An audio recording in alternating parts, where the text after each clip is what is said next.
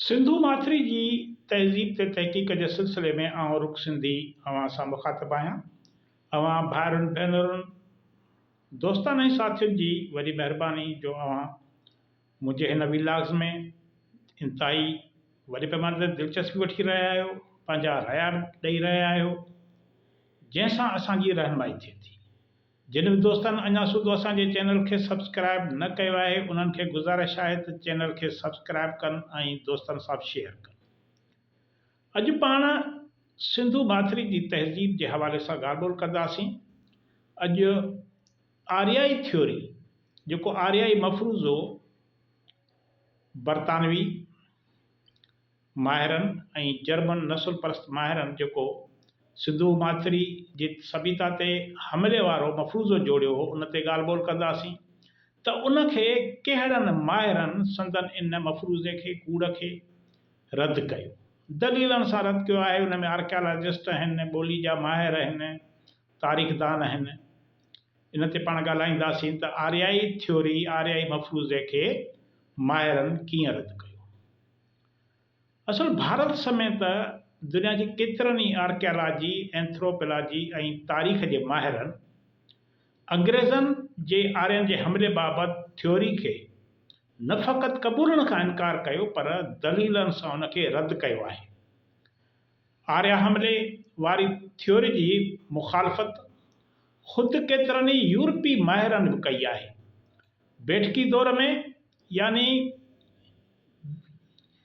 India ते बरसगीर ते अंग्रेज़नि जे कब्ज़े वारे दौर में संस्कृत ऐं यूरोपी ॿोलियुनि में हिक जहिड़ाईअ खे बुनियादु बणाए बरसगीर ते आर्या नस्ल जे माण्हुनि जो हमले सां जोड़नि, उनखे ॿोलियुनि विच में हिक जहिड़ाई खे आर्या नस्ल जे माण्हुनि जे हमले सां जोड़ण जी ख़ुदि कुझु यूरोपी माहिरनि बि मुखालफ़त कई आहे, जिन में बरतानवी तारीख़दान आइज़ैक टायलर शामिल हुयो।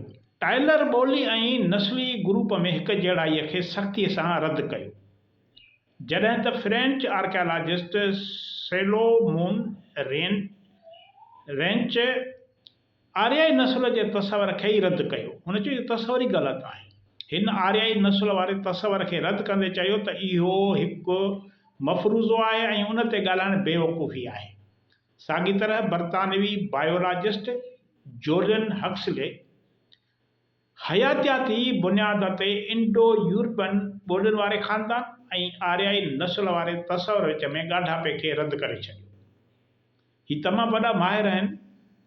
बरतानिया जे बायोलॉजिस्ट ऐं नेचुरल साइंस जे माहिर सर जोलियन हक्सले तरफ़ां बि उनखे इन मफ़रूज़े खे बेबुनियाद करार ॾिनो वियो। हक्सले जो चवणु हो त आर्या नस्ल या इन हमले वारी थ्योरी जो को बि साइंसी बुनियाद न हुयो, इहो फ़क़ति सियासी प्रचार ख़ातिर हिकु विकिरो हुयो, जीअं दुकान ते हिकिड़ो सामान रखबो आहे विकिरे जे लाइ, जंहिंखे हथी ॾियण लाइ ॿोलीअ जो जवाज़ फ़राहम कयो।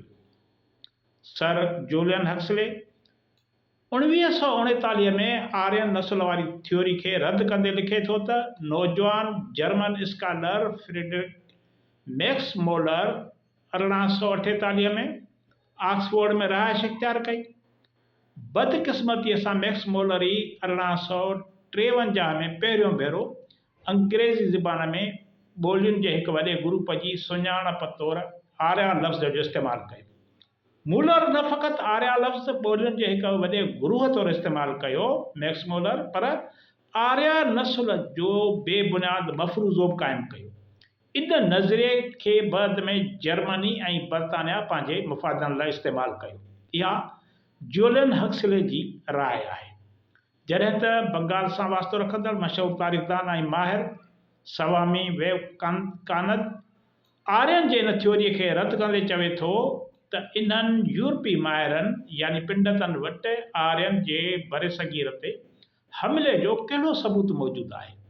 हिननि खे कीअं ख़बर पई, किथां ख़बर पई त उन्हनि झंगली ऐं रोल नस्ल जे आर्यन कंहिं ॿिए मुल्क मां अची हिन माथिरी ते हमिलो करे उन ते कब्ज़ो कयो।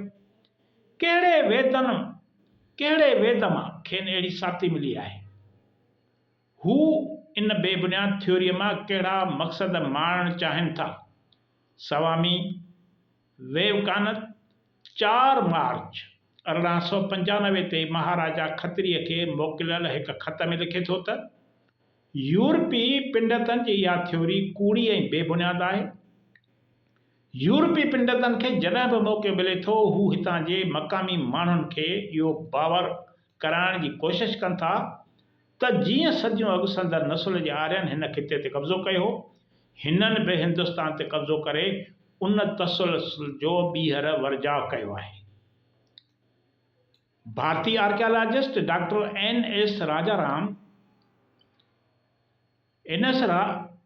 एस राजाराम मूजिब आर्यन जे हमले वारी थ्योरी समेत आर्या लफ़्ज़ इंतहाई मुंझाईंदड़ मामिलो रहियो आहे। आर्या लफ़्ज़ जो इंतहाई ग़लति इस्तेमालु कयो वियो आहे। संदसि मूजिब मौजूदा दौर में साइंसी बुनियादनि ते तहक़ीक़ बैदि इहो साबित थियो आहे त बरे सगीर ते आर्यन जो को बि हमिलो न थियो हो। ॿियो त ऋग्वेद जा माण्हू इंडिया में 4000 क़बल मसीह जा आबाद थियल आहिनि। आर्यन जे हमले वारी थ्योरी नस्ली ऐं सियासी बुनियादनि ते ॿधल हुई।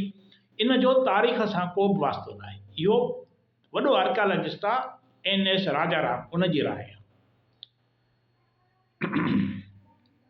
आर्या नस्ल वारी थ्योरी घड़ींदड़ जर्मन माहिर मैक्स मोलर 1850 धारे अंग्रेज़ी ॿोलीअ में आर्या लफ़्ज़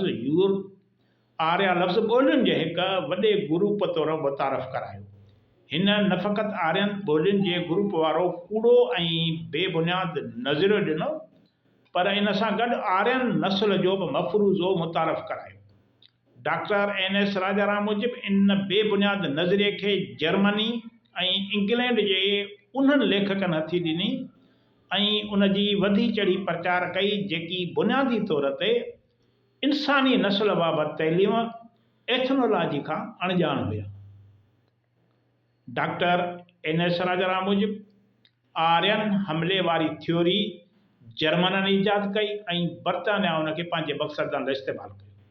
आर्यन बाबति हिकु नस्ल तौरु तसवर ऐं उनखे आर्याई वतन सां ॻंढण वारे नज़रिए जा ख़ालिक जर्मन क़ौम परस्त हुया। माना हू कोई तारीख़दान ऐं आर्कियोलॉजिस्ट न हुया, पर नस्ल परस्त हुया, जर्मन नस्ल परस्त। साॻी तरह भारत जे हिकु वॾे फिलासफ़र श्री औरबिंदो आर्यन बाबति इन थ्योरी खे मज़बत लाइक़ु करार ॾींदे लिखियो आहे त यूरोपियन जी इहा थ्योरी बेबुनियाद हुई। वेदनि, उपनिषदनि ऐं गीता जे हिन बंगाली माहिर मूजिब वेदनि मां अहिड़ो को बि सबूत न मिलियो आहे त परॾेही नस्ल जे आर्यन भारत ते हमिलो करे कब्ज़ो कयो।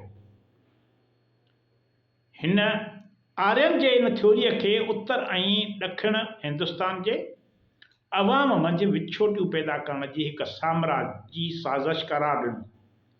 श्री औरबिंदो मूजिब वेदनि में आयल आर्या लफ़्ज़ वेदनि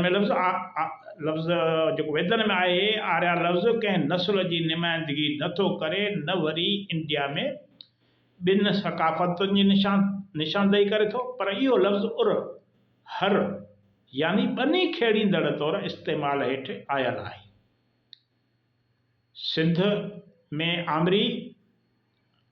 सिंधु माथिरी में आमरी ऐं पेरिट जे माॻनि जी खोटराई कराईंदड़ फ्रेंच माहिर ज़ैन मेरी कैसल 1969 में पंहिंजी रिपोर्ट में आर्याई हमले वारे मफ़रूज़े बाबति लिखियो त हेल ताईं कंहिं बि माॻ तां आर्यन जे हमले सां वास्तो रखंदड़ का बि वाक़ियात न मिली आहे। जेकॾहिं आर्या हिते आया हुआ त संदन उन दौर जी अहिड़ी तलवार या को खंजर त ॾेखारियो वञे।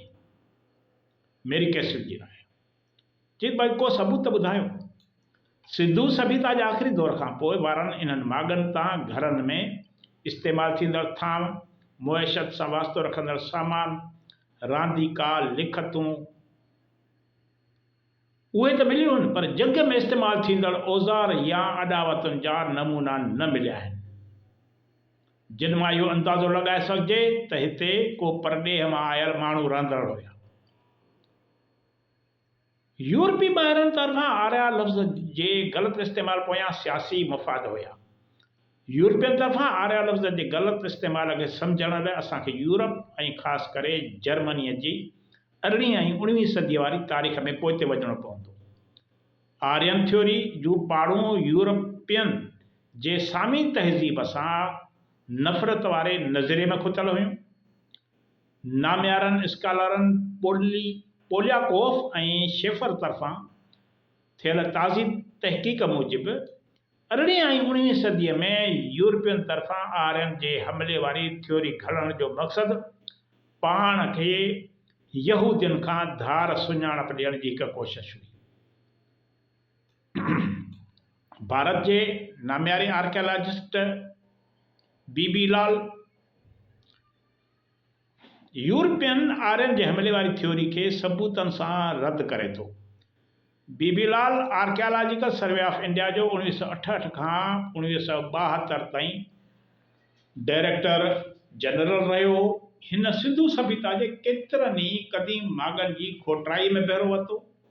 हिन सिंधु माथिरी जी सभ्यता ते लिखियल पंहिंजे हिक खां वधीक तहक़ीक़ी किताबनि में सबूतनि सां इन थ्योरी खे रद्द कयो आहे। बेबी लाल संदसि चवणु आहे त सिंधु सभ्यता 2600 क़िबल मसीह खां 1900 क़िबल मसीह ताईं पंहिंजे जोबन ते हुई। सिंधु सभ्यता जे मागनि ते खोटाइण में अहिड़ी का बि साबिती न मिली आहे त हीअ तहज़ीब सेंट्रल एशिया खां आयल जंगजू आर्यन जे हमले सबबि तबाह थी। सिंधु सभ्यता जे पोइते पवण जा सबब मौसमी तब्दीलियूं, माहौलियाती तबाही या वापार जे पोइते पवण थी सघनि था। इहे सबब, पर इहो न आहे त हिते आर्यन हमलो कयो। जेतोणीकि हिन वक़्त ताईं कुझु धुरियूं आर्यन जे थ्योरी में यकीन रखनि थियूं ऐं इहा थ्योरी शागिर्दनि खे पढ़ाई वञे थी, पर खेनि या ॻाल्हि तस्लीम करण में वक़्तु लॻंदो त आर्यन जे हमले वारी थ्योरी जो को बि सबूत मौजूदु न आहे।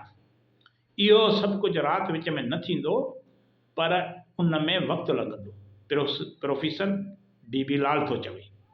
हू चवे थो त आर्यन जी थ्योरी में यकीन रखंदड़नि खे इहो सम्झण में वक़्तु लॻंदो त ऋग्वेद में ॿुधायल जाग्राफी बि सिंधु सभ्यता सां सलाड़ियल आहे। आर्या समाज जो बानी ऐं वैदिक सकाफ़त जो माहिर दयानंदा सरास्वती आर्यन जे परॾेही हुजण ऐं संदन भारत ते हमले जी नफ़ी कंदड़ इनकार कंदड़ माहिरनि में शामिल आहे। दयानंदा बरसगीर जो उन्हनि पहिरियनि माहिरनि जी फ़हरिस्त में शामिल हुयो जिन आर्यन जे हमले वारी थ्योरी खे बेबुनियाद करार ॾेई रद्द करे छॾियो। माना हिननि उन वक़्तु ई रद्द कयो 1883 खां अॻे। स्वामी दयानंद सरास्वती आर्यन जे हमले वारी थ्योरी खे रद्द कंदे 1875 में पंहिंजे किताब में लिखे थो त संस्कृत जे कंहिं बि क़दीम किताब में इहो लिखियलु न आहे त आर्या ईरान खां हिते आया ऐं हितां जे असुली बाशिंदनि खे शिकस्त ॾेई भॼाए हिन मुल्क जा वाली वारस थी वेठा। इन करे असां परॾेही यूरोपियन जी इहा थ्योरी कीअं तस्लीम कई? संदसि मूजिबि भारत जे कंहिं बि क़दीम लिटरेचर मां इहा साबिती नथी मिले त आर्यन हिन मुल्क खे फ़तह कयो हो। आर्या कंहिं धार नस्ल जा माण्हू न, पर हिन मुल्क जा क़दीम बाशिंदा हुआ जिन जो भारत जे लिटरेचर, अदब ऐं सकाफ़त में वॾो हिसो रहियो आहे। बाबा साहब अम्बेडकर बरसगीर ते आर्यन जे हमले वारी थ्योरीअ खे कूड़ ऐं ठॻीअ ते ॿधल तस्वर कंदे उन ख़िलाफ़ आवाज़ बुलंद कयो। 76 साल अॻु बाबा साहब यूरोपियन जे इन आर्यन थ्योरी खे रद्द कंदे लिखियो त वेदनि में अहिड़ी कंहिं बि आर्यन नाले नस्ल जो ज़िक्र न आहे। हिन मूजिबि वेदनि मां अहिड़ी का बि साबिती न मिली आहे त आर्यन नाले कंहिं नस्ल इंडिया सिंधु माथिरी ते हमलो कयो ऐं ॿाहिरां आयल आर्यन हितां जे असुलूकन रहवासियुनि खे फ़तह कयो। इन ॻाल्हि जो बि वेदनि मां को सबूत न मिलियो आहे त आर्यन ऐं दासन में तफ़रीक़ तबक़ाती न पर नसुली बुनियादनि ते हुई। संदसि मूजिबि वेदनि में आर्यन ऐं दासन में रंग जे तफ़ावत जो को बि ज़िक्र मौजूदु न आहे। इन करे आर्यन ऐं दासन में जेका तफ़रीक़ हुई सा नसुली न हुई पर तबक़ाती हुई। हिकिड़ा हारीअ ख़ुशहाल माण्हू हुया, ॾोकड़ पैसे वारा हुया, ॿिया ग़रीब हुया। हाणे जेके अमीर हुया उन्हनि जी ग़रीबनि सां जेका नफ़रत हुई उहा तबक़ाती बुनियादनि ते हुई। पाण ईंदड़ वीडियो में इन मौज़ूअ ते वधीक ॻाल्हि ॿोल कंदासीं। अवां दोस्तनि खे गुज़ारिश आहे त हिन ते पंहिंजी राय खां ज़रूरु आगाह कंदा। अवां जी महिरबानी।